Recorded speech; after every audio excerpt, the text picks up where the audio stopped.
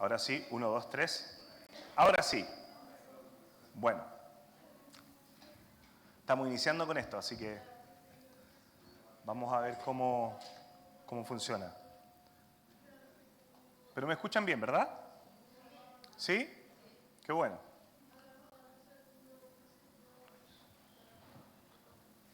Qué bueno que me escuchen bien.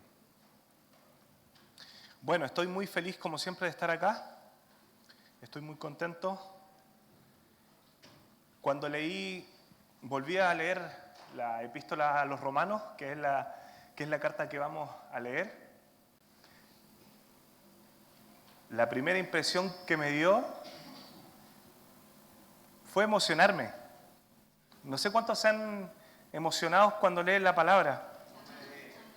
Le dan ganas de llorar, les dan ganas de decir, wow, qué tremenda verdad.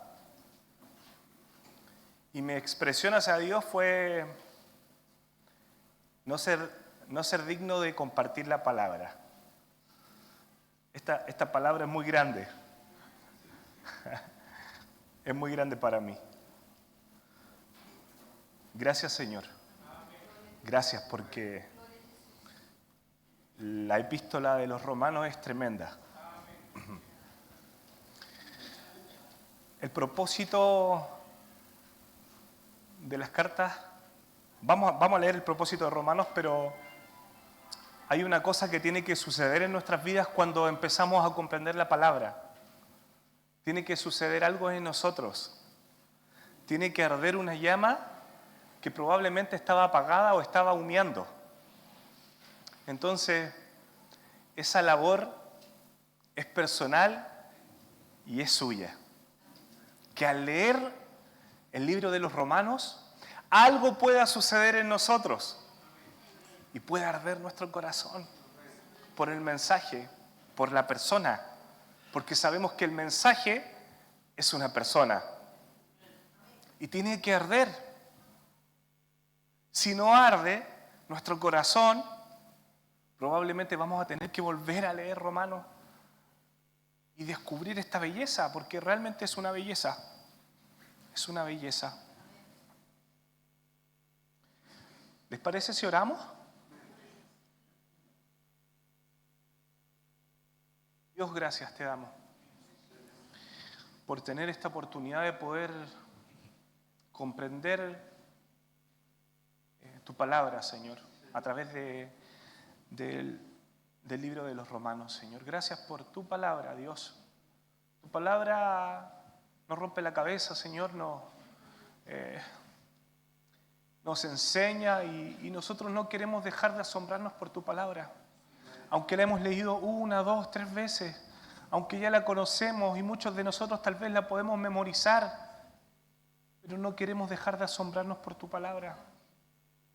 Porque tu palabra es maravillosa, Señor, y es atingente y es para hoy. Es una palabra para hoy también. No para el ayer, sino que para hoy también. Es para hoy, es para la comunidad de hoy. Y nosotros queremos darte gracias por tu palabra, Señor, porque nos hace bien. Queremos que algo suceda, Señor. Al leer la carta de los Romanos, algo suceda, Señor, en nuestro interior. Que haya un avivamiento personal, una intimidad, Dios mío, que no se quebrante con nada, Padre. En el nombre de Jesús. Que se cumpla tu palabra en nosotros, papá. Nosotros queremos ser esa tierra que germina. Dios, queremos ser buena tierra, Padre. Gracias, Señor. En el nombre de Jesús. Hay una responsabilidad para el que predica la palabra, pero también hay una responsabilidad para el que la oye. ¿Cuántos están de acuerdo con eso? Yo en algún momento, no sé cuántos, bueno, todos, la mayoría me conoce. Somos con Lili padres de 4 niños y en algún momento yo entendía de que la responsabilidad mía como padre era que ellos fueran buenos hijos. Y la verdad es que no. Esa no es mi responsabilidad. Fíjense, es un detalle. La responsabilidad nuestra con Lili es de nosotros ser buenos padres para nuestros hijos, pero no de que ellos sean buenos hijos. La responsabilidad de que sean buenos hijos es de ellos. Hay una diferencia. Por eso que Dios tiene hijos descarriados, como dice una canción. Entonces, si Dios tiene hijos descarriados, entonces la culpa es de Dios por no hacer bien su pega.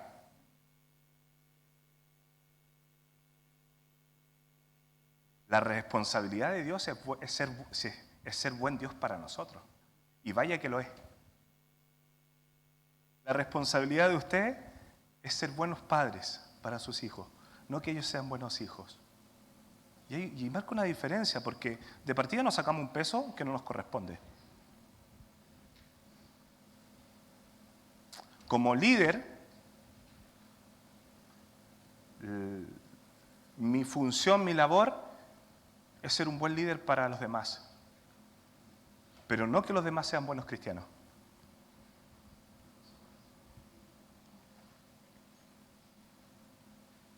Es por eso que hay una responsabilidad para el que oye. ¡Wow! ¡Qué tremendo! Bueno, vamos a Romanos. Leamos el capítulo 1. Todavía seguimos en el capítulo 1. Vamos a leer en la Reina Valera. Sé que somos reino valerianos, así que vamos a leer en Reina Valera, capítulo 1, versículo 16. Pero no por eso deje de comparar las versiones, porque es muy bueno la comparación, porque la comparación te hace aclarar algunas palabras que usted y yo no manejamos, así que es bueno la comparación bíblica, la comparación de las versiones, y si lo encontró, me dice amén, y amén, nosotros entendemos de que ya estamos ok para leer. Romanos capítulo 1, versículo 16. Lo vamos a leer todo, pero probablemente no podamos desmenuzar cada versículo. Pero creo que es importante leerlo todo para comprender lo que estaba sucediendo. Y leemos en el nombre del Señor. Porque no me avergüenzo del Evangelio, porque es poder de Dios para salvación a todo aquel que cree, al judío primeramente y también al griego. Porque en el Evangelio la justicia de Dios se revela por fe y para fe, como está escrito, mas el justo por la fe vivirá. Porque la ira de Dios se revela desde el cielo contra toda impiedad e injusticia de los hombres que detienen con injusticia la verdad. Porque lo que de Dios se conoce, les es manifiesto, pues Dios se lo manifestó. Porque las cosas invisibles de Él, su eterno poder y deidad, se hacen claramente visibles desde la creación del mundo, siendo entendidas por medio de las cosas hechas. De modo que no tienen excusa, pues habiendo conocido a Dios, no le glorificaron como a Dios ni le dieron gracias, sino que se envanecieron en sus razonamientos y su necio corazón fue entenebrecido. Profesando ser sabios, se hicieron necios y cambiaron la gloria de Dios incorruptible en semejanza de imagen de hombre corruptible, de aves, de cuadrúpedos y de reptiles. Por lo cual Dios los entregó a la inmundicia en las concupiscencias de sus corazones, de modo que deshonraron entre sí sus propios cuerpos, ya que cambiaron la verdad de Dios por la mentira, honrando y dando culto a las criaturas antes que al Creador, el cual es bendito por los siglos. Amén. Por esto Dios los entregó a pasiones vergonzosas, pues aún sus mujeres cambiaron el uso natural por el que es en contra naturaleza. Y de igual modo, también los hombres, dejando el uso natural de la mujer, se encendieron en su lascivia, unos con otros, cometiendo hechos vergonzosos, hombres con hombres, y recibiendo en sí mismos la retribución debida a su extravío.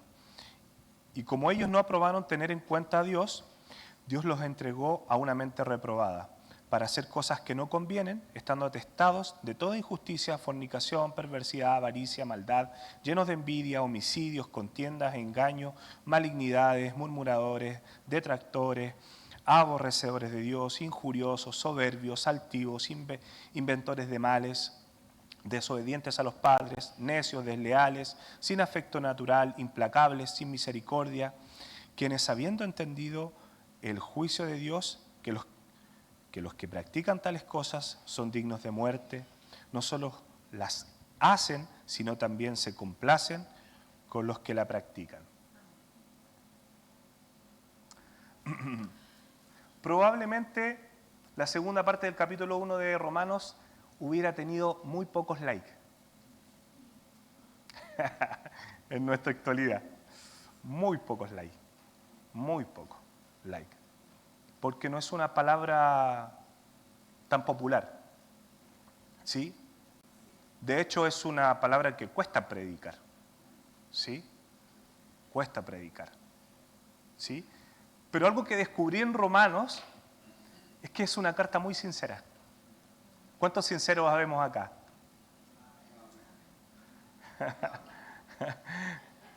Es una carta sincera.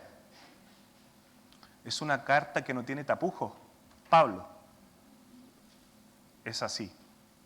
Pablo no tiene tapujos, no tiene problema en confrontar situaciones que estaban pasando o dejar en claro situaciones que estaban pasando ¿no? en ese tiempo y que no son ajenas a nuestra realidad. Les contaba yo que la epístola de Romanos es tremenda, ¿cierto? De hecho, Martín Lutero va a trabajar mucho con esta epístola, ¿no? El pionero de la Reforma Protestante del siglo XVI. Va a decir estas palabras: la epístola de los Romanos es el libro principal del Nuevo Testamento y el más puro evangelio, tan valioso que un cristiano no solo debería saber de memoria cada palabra, sino que también debiera llevarlo consigo como el plan cotidiano de su alma. Hay muchos escritos de Lutero con respecto a Romanos y que son preciosos. De hecho, 2 siglos más adelante, en el siglo XVIII, hubo un avivamiento en Inglaterra con los hermanos Wesley. Tal vez algunos lo han escuchado, ¿no?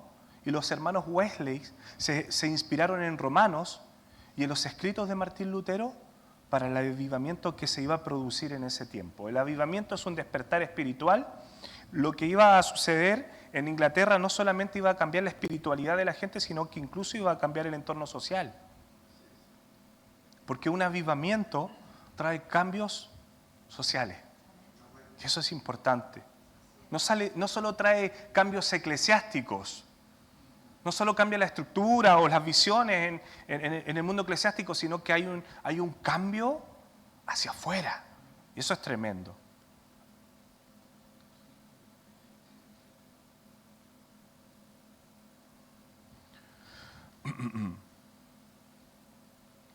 Así que John Wesley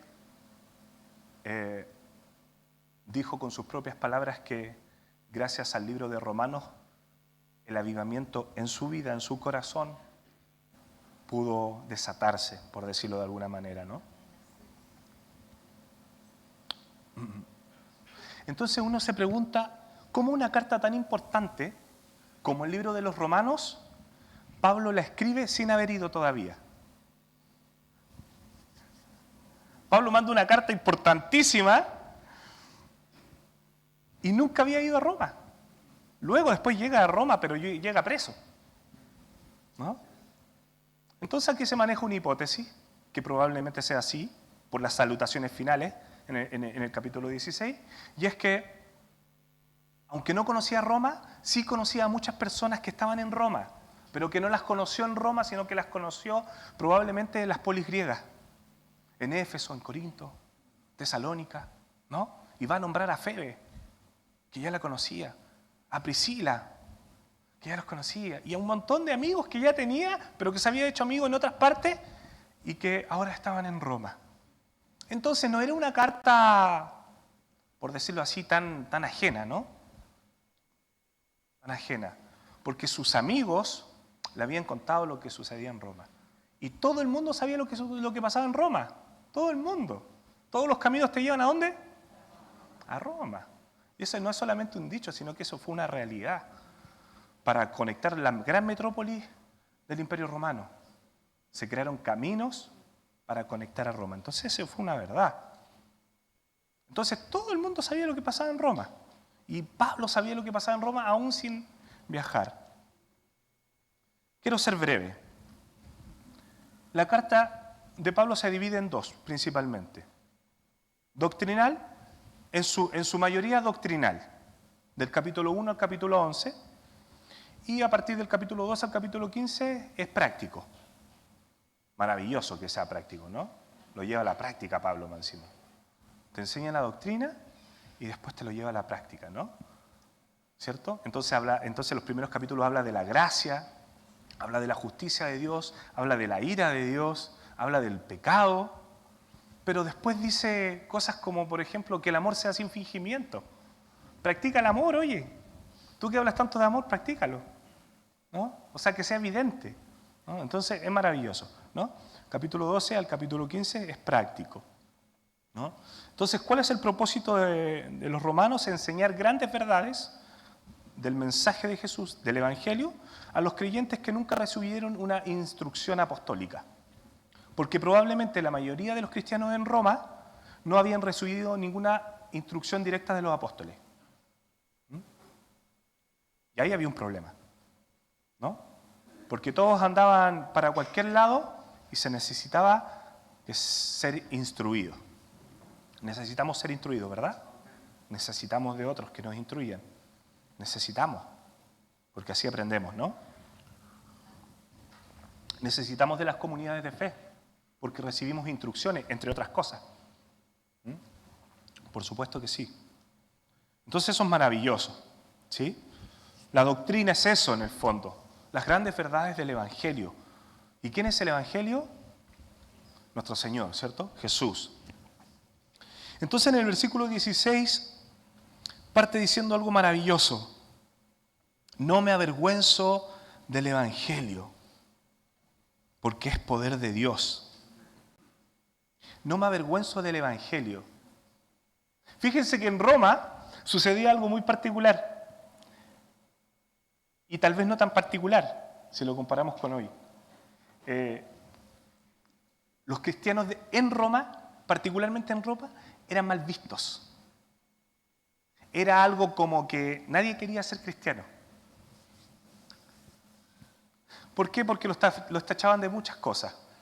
De partida, la mayoría de las personas en Roma adoraba a dioses romanos.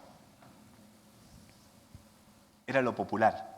Todos adorando a dioses romanos y le rendían culto al emperador.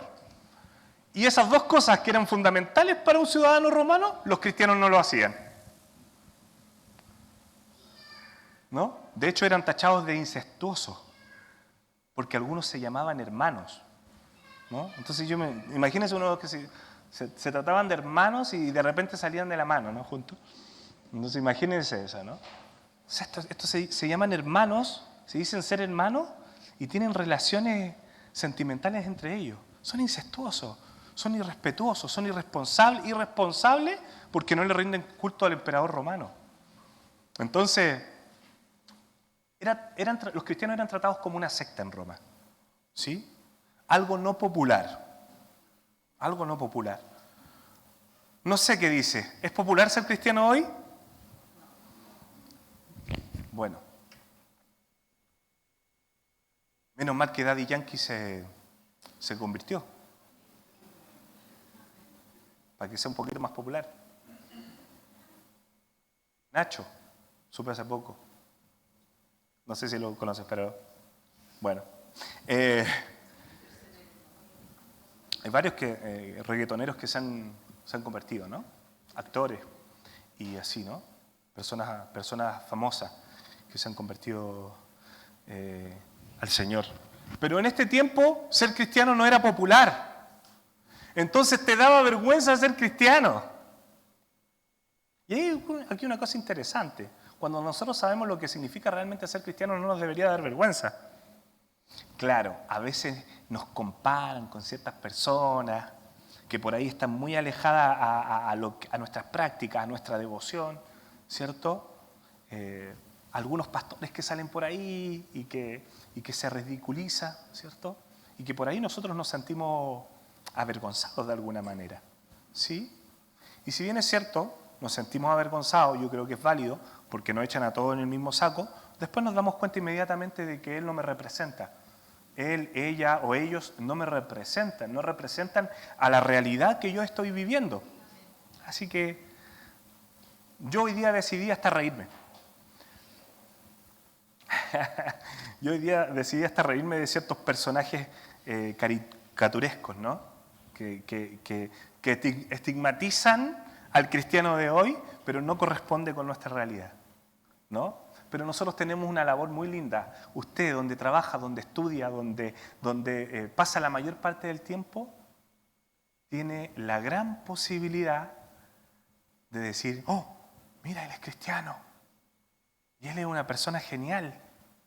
Es una persona que me ama, que le importa la vida del otro. ¡Wow! ¡Qué genial! ¿No? Y ese es un testimonio enorme. No solamente de su vida, sino también de la iglesia. Fíjense que usted da testimonio no de usted mismo, sino que usted da testimonio del Señor y da testimonio de la iglesia. Entonces hay una responsabilidad también, ¿no? Y eso es tremendo. Tremendo, tremendo. De hecho, eran considerados hasta caníbales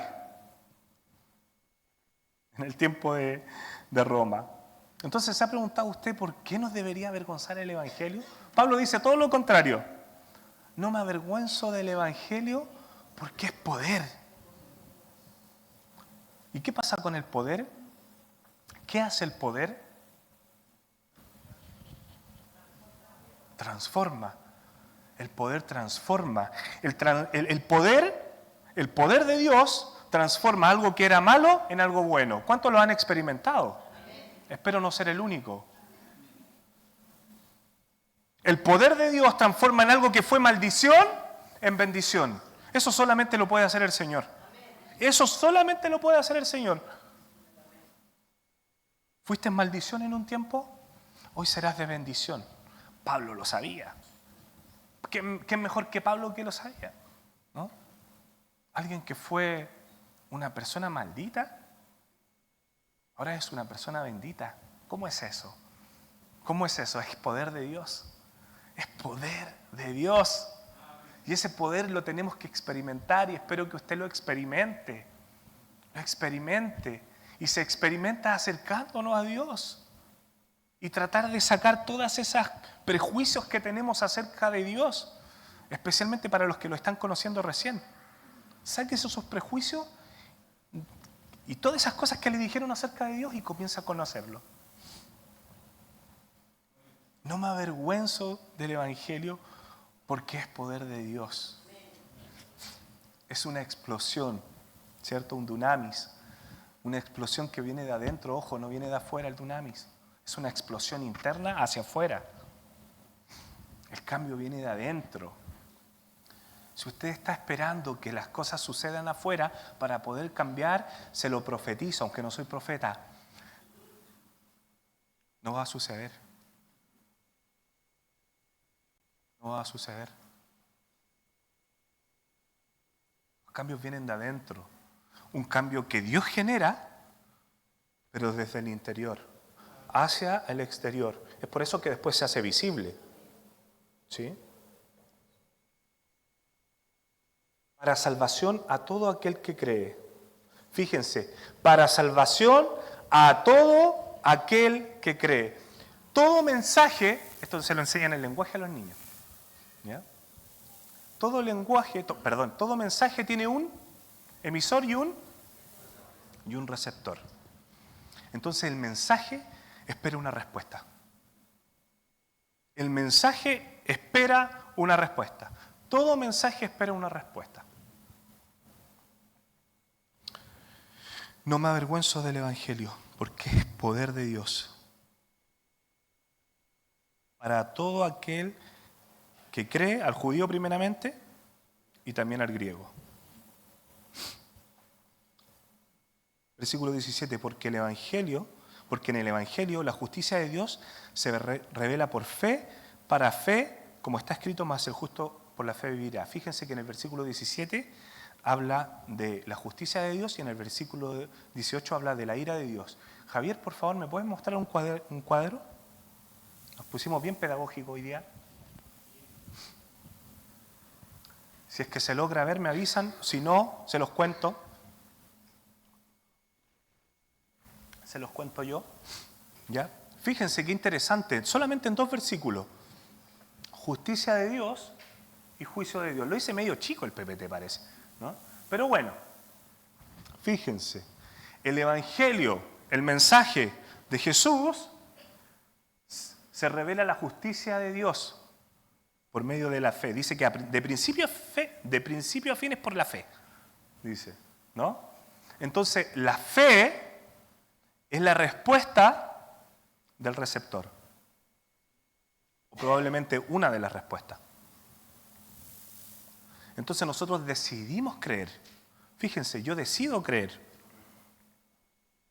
No es que me llegó la fe así como en un éxtasis, ¿no? En un éxtasis, en una cuestión. No, es como que me llegó la fe. La fe no te llega, tú decides creerlo.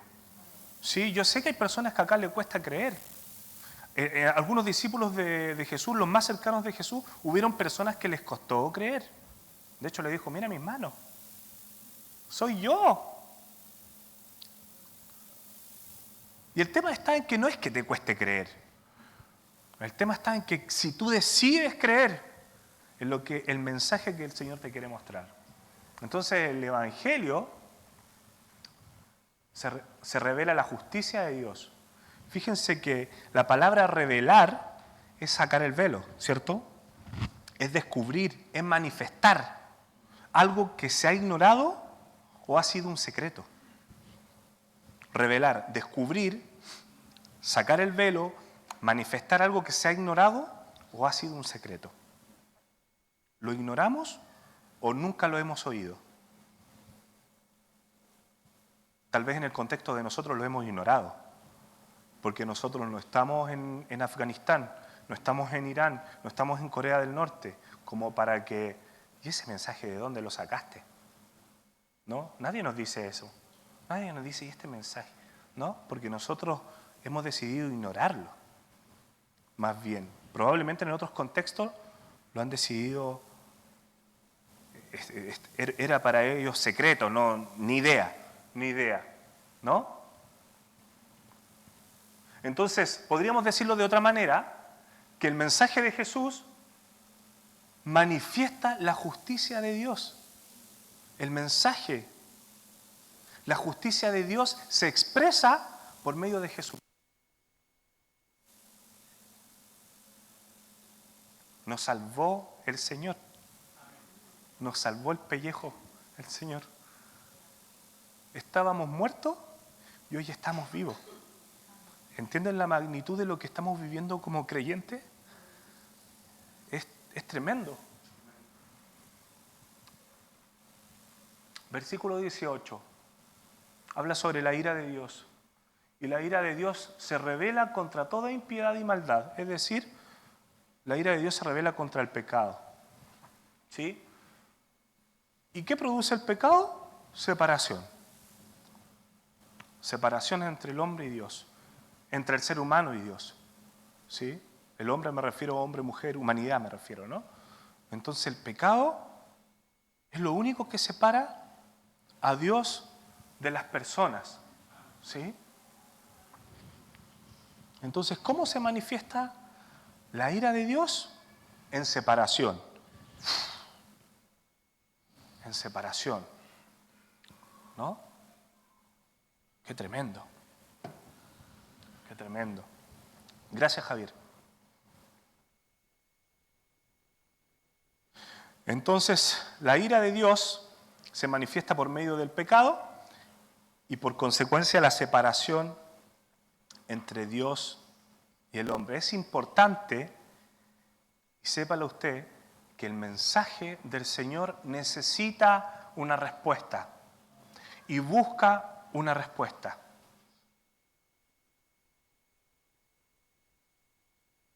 Y la responsabilidad de cada creyente de transmitir el mensaje de la manera tal vez más pura y genuina. Tratar de que sea lo más puro y genuino. ¿No?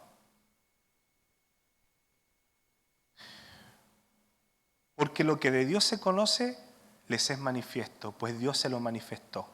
Porque las cosas invisibles de Él, su eterno poder y deidad, se hacen claramente visibles desde la creación del mundo, siendo entendidas por medio de las cosas hechas, de modo que no tienen excusas. Esta es una revelación general. Esta es una revelación general, no la revelación más particular del Evangelio, del mensaje, de la importancia de Jesús, porque habla sobre las cosas hechas. Usted mira y dice alguien, aquí hubo un creador, ¿cierto? Detrás de todo esto hubo un creador. ¿Sí? Sí, está bien. Hay varias teorías, ¿no? Yo en séptimo básico enseño acerca del evolucionismo. Esa es la teoría de la evolución de Darwin, séptimo básico. El gran desafío para mí, séptimo básico. Homo sapiens, aunque hay algunos que tienen cara de Homo sapiens, o de Neandertal más bien, pero eso es otra cosa, ¿no? Entonces hablamos sobre lo Neandertal, ¿cierto? Homo erectus y todo eso, ¿no? Tengo que enseñarlo, entonces ¿cómo meto la Biblia ahí? ¿Forzamos la Biblia ahí? Entonces es maravilloso, ¿no? Es maravilloso esto.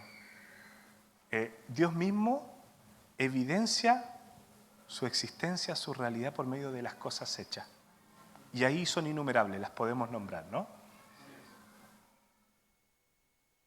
Entonces es maravilloso. De modo que no tienen excusa, ¿no? Entonces, ¿podemos creer en Dios? Sí. Pero hay una revelación mayor.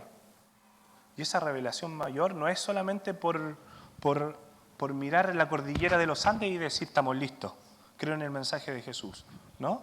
Sino que necesita alguien que envíe el mensaje y que le aclare el mensaje, como Felipe con el etíope, ¿no? ¿Cierto? ¿Sabes que no entiendo ni una cuestión? Enséñamelo, por favor. No entiendo nada. ¿Y a cuánto nos ha pasado, no?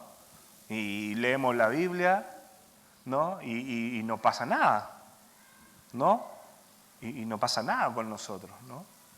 Entonces, necesitamos que se nos enseñe, necesitamos estudiar, necesitamos profundizar, porque si no lo entendemos, ¿no? Hay cristianos que todavía les cuesta entender que Jesús es desde Génesis al Apocalipsis, que el mensaje de toda la Escritura es Cristo.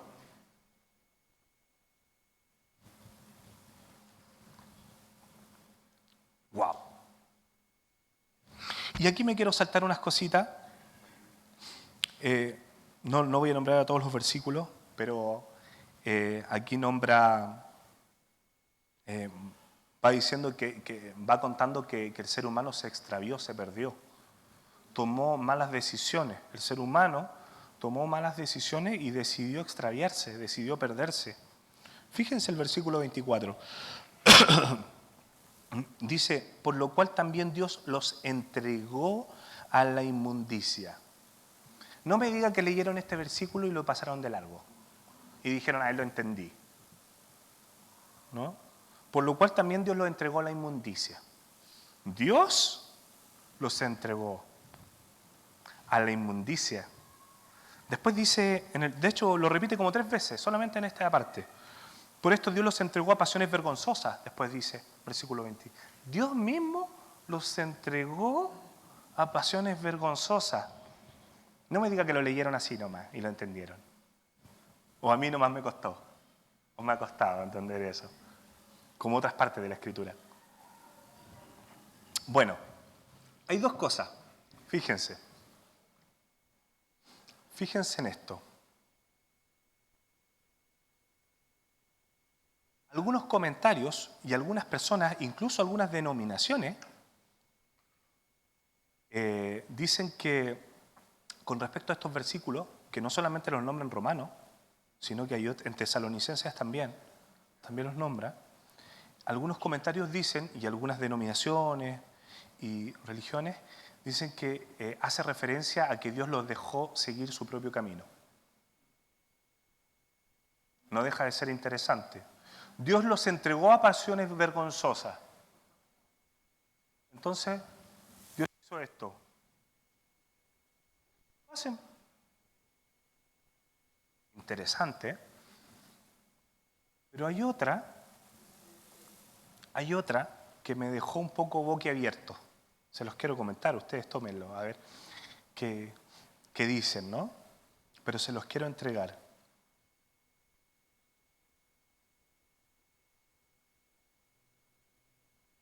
Y hay otra versión que dice que Dios toma un rol protagónico en esto, no un rol pasivo. No un rol pasivo así como, ¿no?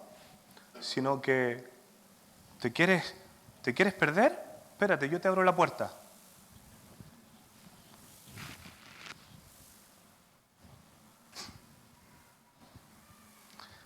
Se habla del abandono divino. Perdón, no estoy acostumbrado. Dios decide abandonarte. Dios toma un rol más activo. Puede ser las dos, inclusive puede ser hasta los dos. No lo sé. Pero fíjense que hay algo interesante. La palabra los entregó es paradidomi. Paradidomi. Así tal cual. Paradidomi. Paradidomi. ¿Ya? Por si lo quieren escribir y lo quieren buscar. El original dice paradidomi. Y significa ser entregados a juicio. Ser entregados. Es decir, alguien los entrega. Esta misma palabra, paradidomi, Pablo la ocupa en Romanos capítulo 8, versículo 32, para hablar acerca del mismo Jesús, acerca del mismo Dios que entrega a su Hijo. Porque Él no escatimó ni a su propio Hijo, sino que paradidomi, sino que lo entregó. Por iniciativa de Dios, lo entrega para que muera por nuestros pecados, para salvarnos a nosotros. Entonces, ¿tomará Dios un rol activo en esto? ¿Dios decide abandonar? ¡Wow!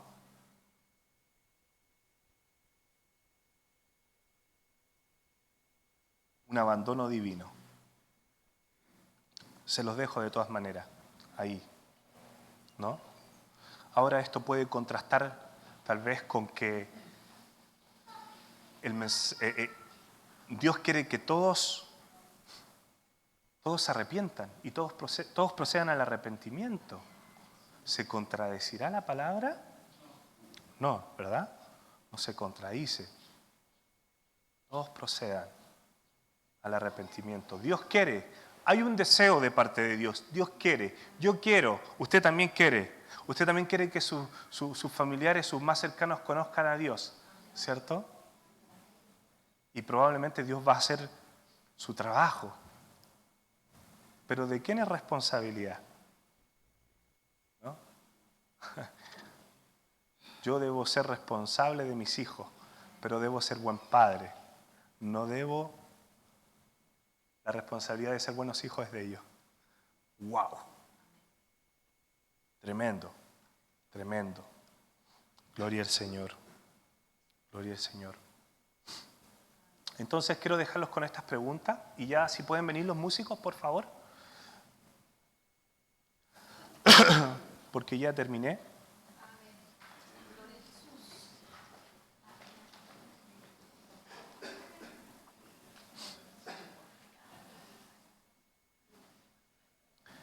Pero déjenme decirle que hoy hay una oportunidad para recibir el mensaje. No podemos dejar pasar la oportunidad de los días domingos para decir que hoy es una oportunidad para que usted pueda recibir el mensaje y pueda decidir creer. Porque el mensaje se transmite, pero necesita una respuesta. Necesita una respuesta. Nosotros los invitamos a que puedan recibir el mensaje. Un mensaje que te transforma, que te cambia. No de un día para otro, pero algo sucede en ti que empieza a transformarte, Dios, a medida que nosotros vamos creyendo, porque es por fe, y también vayamos siguiéndolo. Y vayamos teniendo intimidad con Él, vayamos relacionándonos con Él. Probablemente conocer a Dios va a ser la situación más difícil que te toque vivir por tantas ideas equivocadas que tenemos acerca de Dios.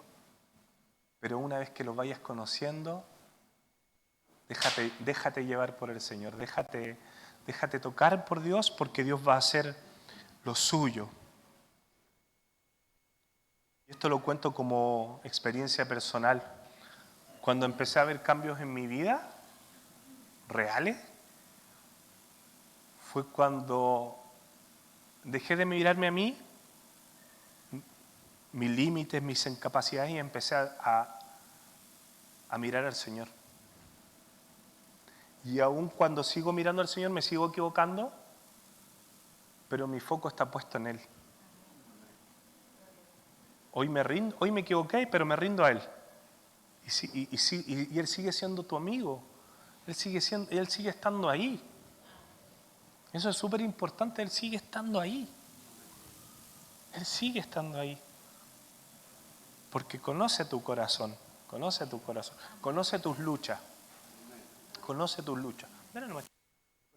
Conocen tus luchas. Conoce tus luchas. El Señor sabe cuánto te cuesta. Pero no se trata de aquí a cuánto te cuesta y cuánto no te cuesta. Se trata de que el foco que tú tienes es puesta en el cielo.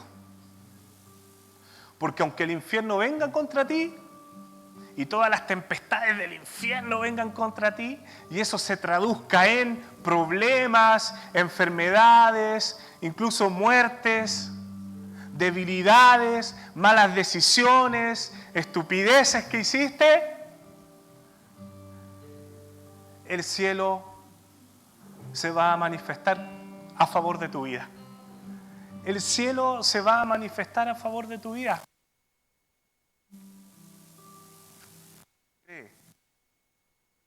Responde al mensaje, responde al llamado. Dile, sí, acepto. Y fíjense que esta palabra, discúlpenme, pero dice, el versículo 19 dice,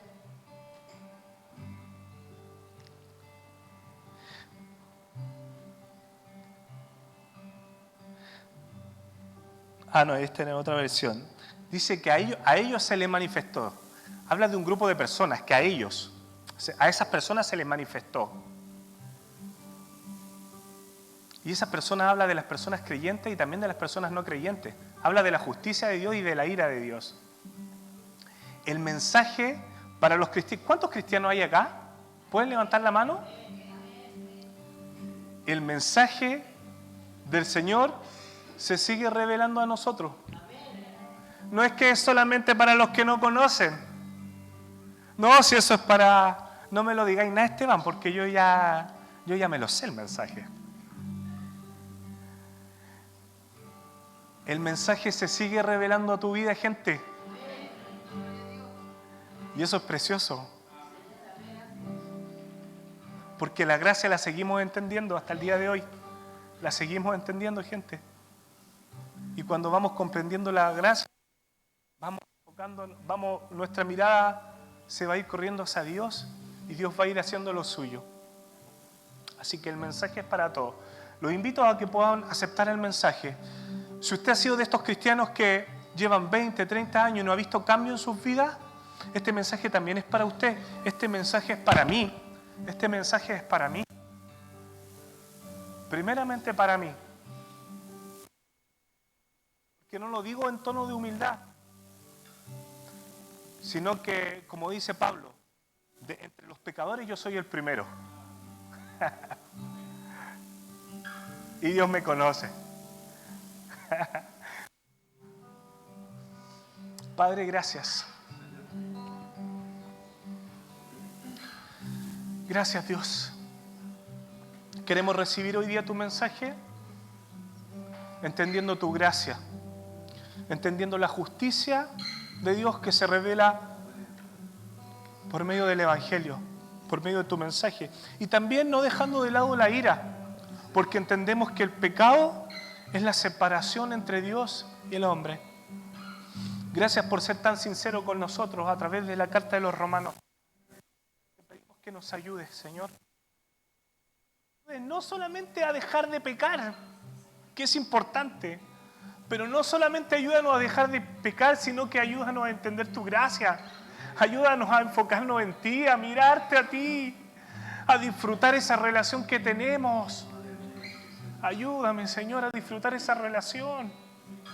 Cada vez que nos juntamos, cada vez que tú conectas tu corazón con el mío y empiezan a suceder cosas. Y de repente tengo más fortaleza que el día de ayer porque tú me estás bendiciendo. y de repente tengo más sabiduría que el día de ayer porque tú estás poniendo tu mano y el cielo se está poniendo a favor mío.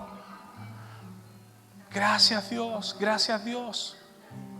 Para todo aquel que ha ignorado el mensaje y que aparentemente Dios le dijo pase, abandono divino, también es una oportunidad para arrepentirse el día de hoy, de arrepentirse de los pecados y decir, Señor, perdóname, perdona mis pecados, pero necesito de ti, necesito ser transformado, necesito conocerte. Si este Dios que se predica en Romanos es verdad, yo quiero conocerte, Señor. Te lo pedimos en el nombre de Jesús, en el nombre de Jesús.